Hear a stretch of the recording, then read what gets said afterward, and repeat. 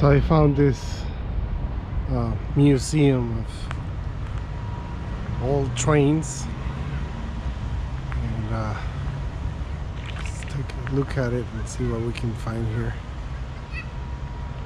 Looks pretty neat, actually. I'm sure we can take some really good images out of this. Looks like, I don't know if it's like a,